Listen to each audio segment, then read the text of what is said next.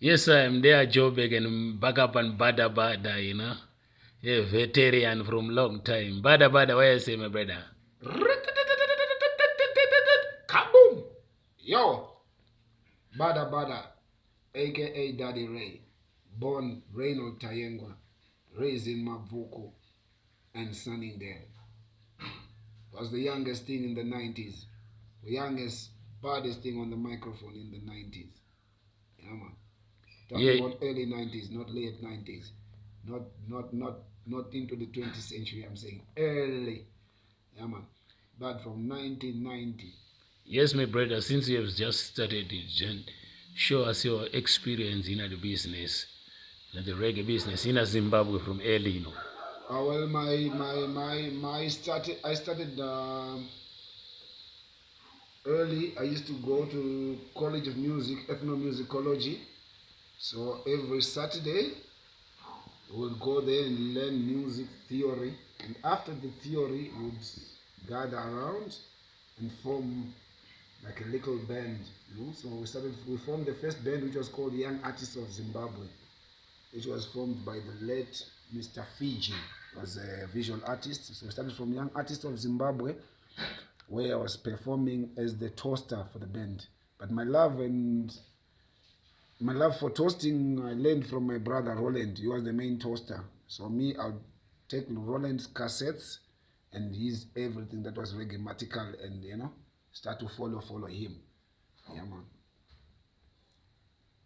And then from the College of Music, uh, we formed our band. So we used to go to Harare Gardens at the Bob Marley commemoration on the 10th or on the 11th, whatever day it would have been. What that weekend for the Bob Marley commemoration, that's where we started to perform like for a big crowd. And then from there, I moved from Sunningdale to Mavu. I mean, from Mavuku to Sunningdale.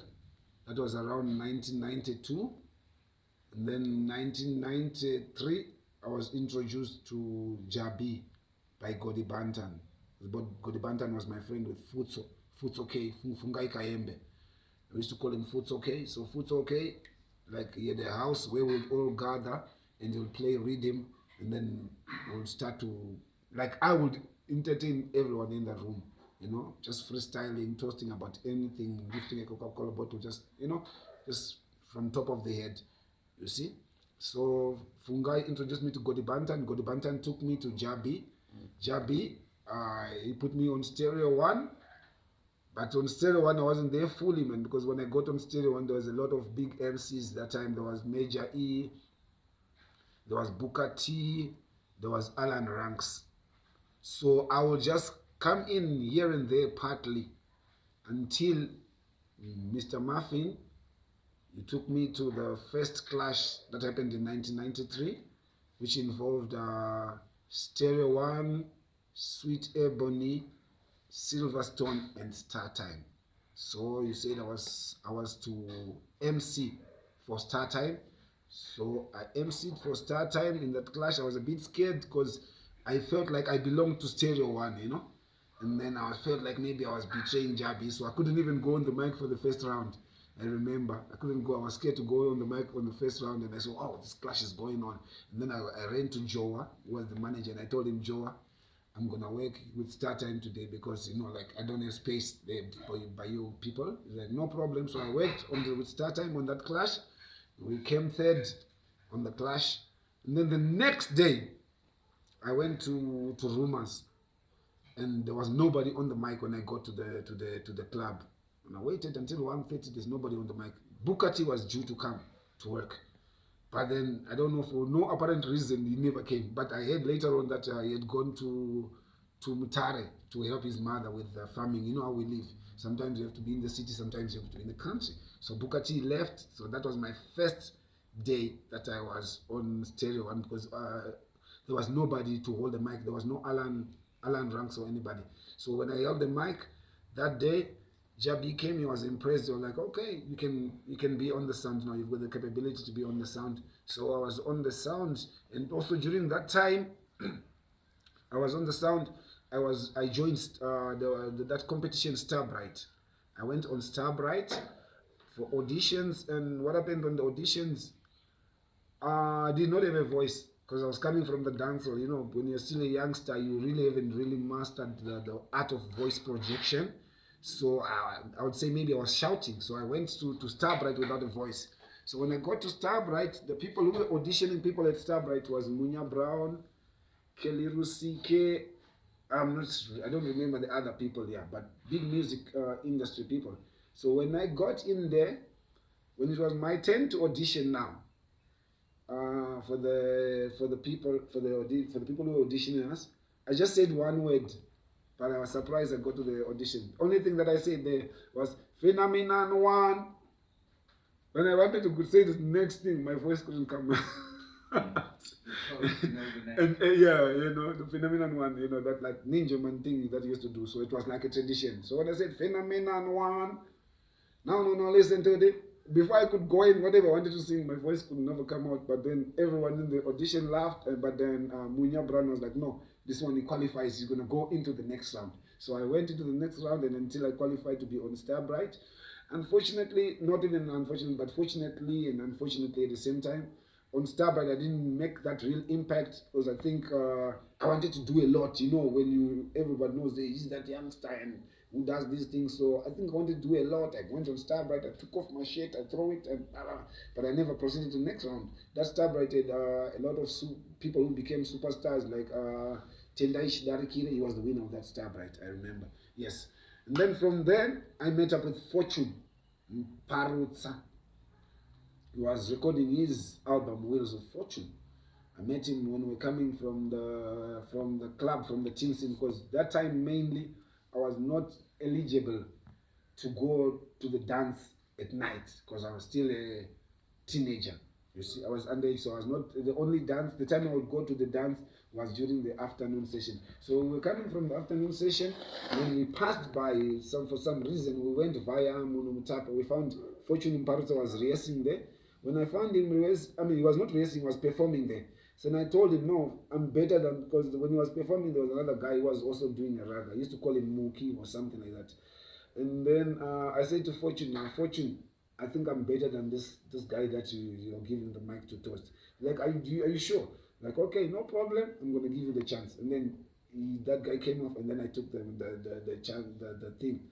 And as usual, phenomenon one.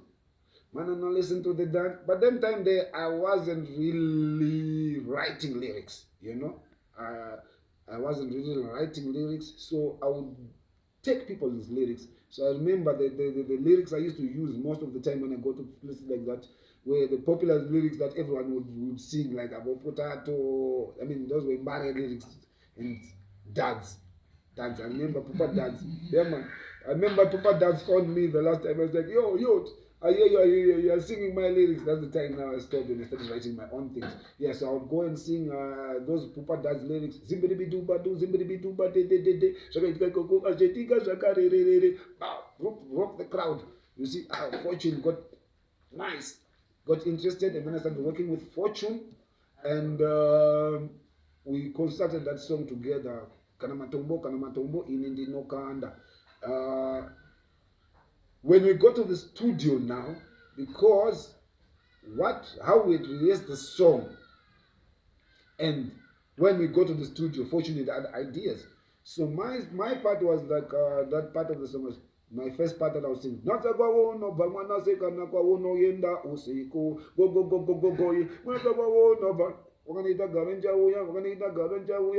kind of vibe there. But when we got to the studio now, Fortune starts to change the tune. It starts to take my part, and he's singing my part.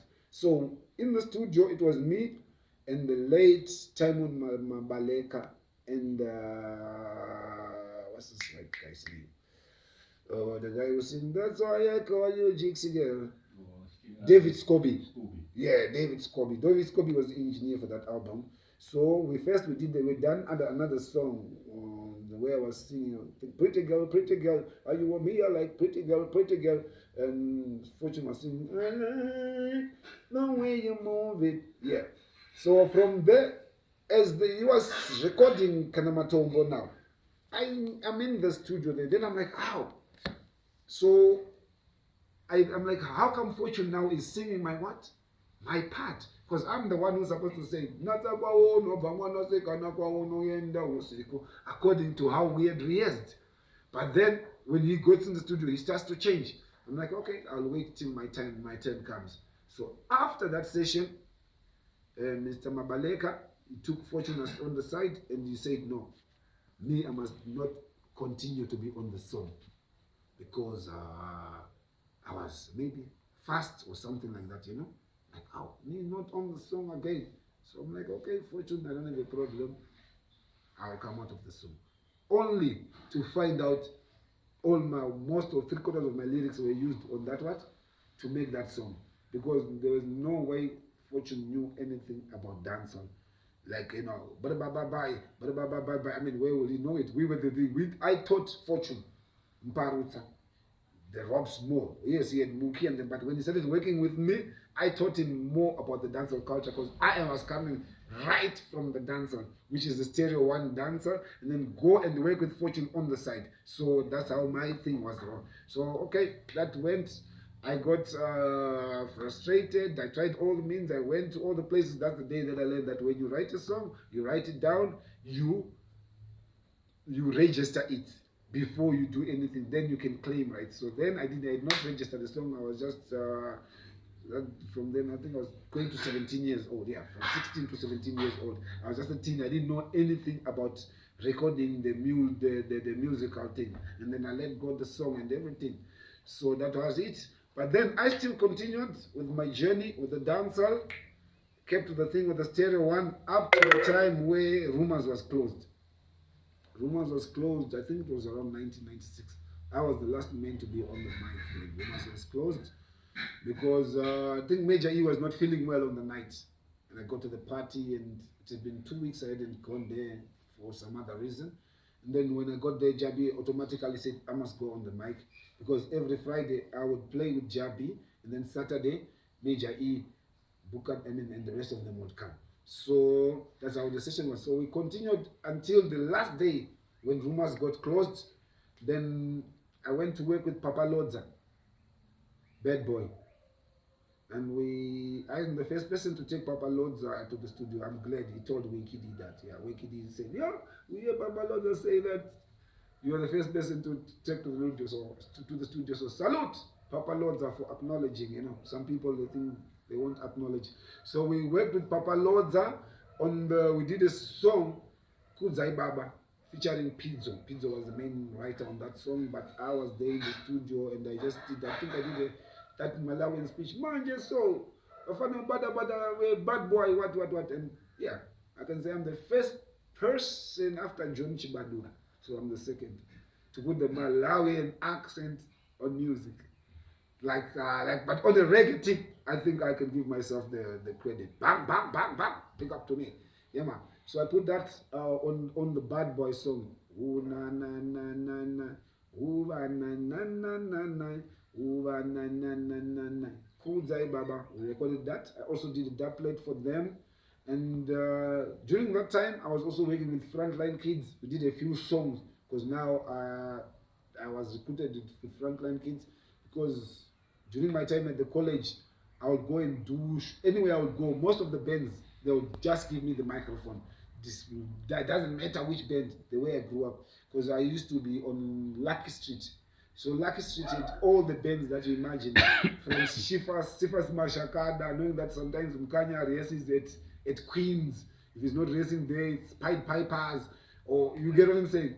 So all those spots I would go around. So everyone would say, oh, give the youngster the mic. You see. So we did the song Kudzai Baba with Bad Boy. And yeah, that was one of the most first successful songs that we could call Zim Dance, although we used the borrowed version, a borrowed rhythm from the Jamaican rhythms. Yeah, that was a borrowed rhythm. And then, yeah, we did that, and that song was a big success. And from there, I joined that was around 97. I left the sound system thing. I went to the band, joined the band that Trevor Wallet just formed, Crucial Mix. That included Trevor Wall, Man, what's the late Mansusa. Who was those? Yeah, man, Wally people, man, there was Wally people, Major E and Bukati, they came at a later stage, and also Slug Youth came at a later stage, and what's his name? Bobo Marcus, that you say, Bobo Marcus and Slug Youth came at a later stage, and there's also that girl, what's her name? Sweet Seed, she was part of that.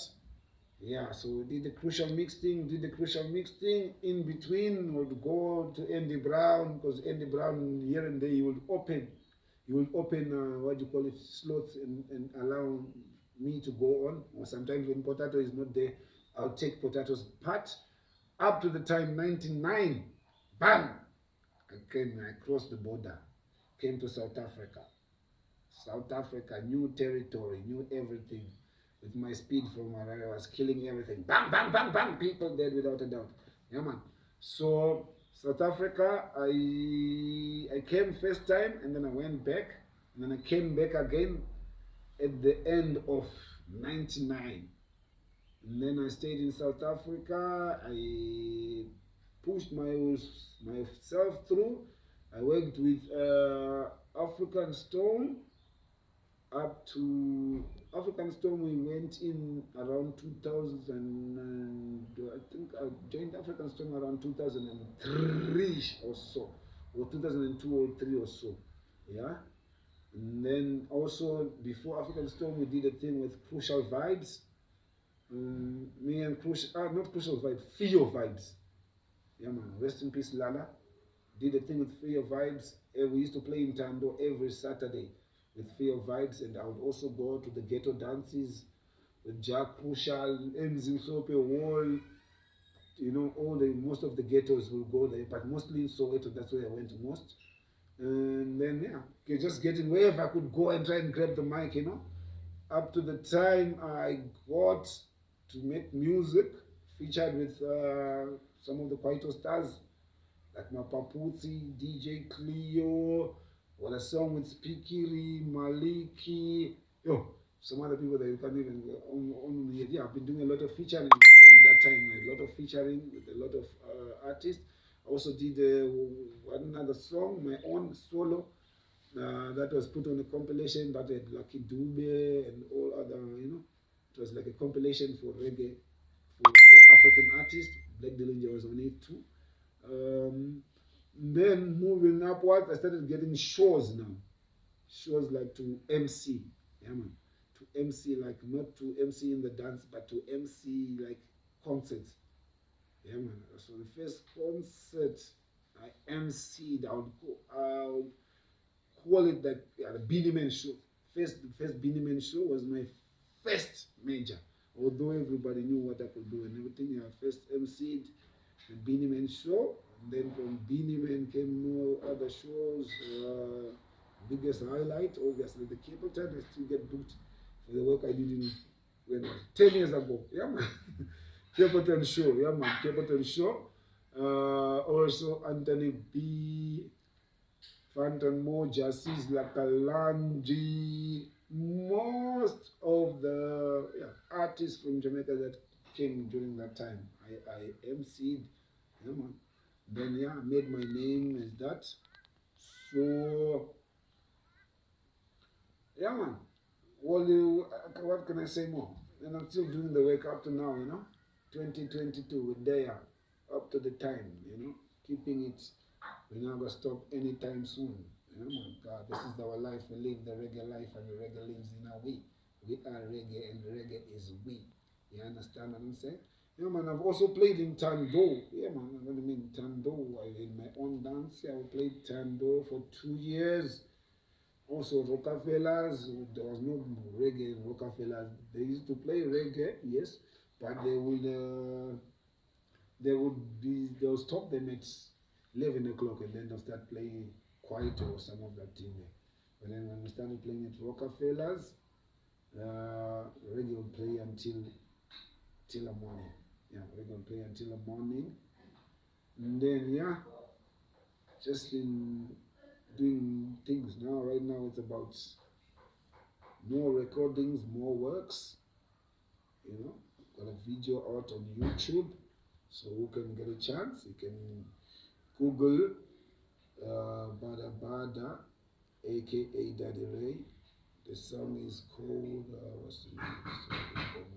Mr. Muffin will have to edit that. Yeah, man, Google Badda Badda, aka Daddy Ray. You can find the song them there on YouTube. Cause we still have to put more and more. So yeah, man. So you can like and subscribe my channel, Badda Badda on YouTube. Yeah, man, you will find it there. Up.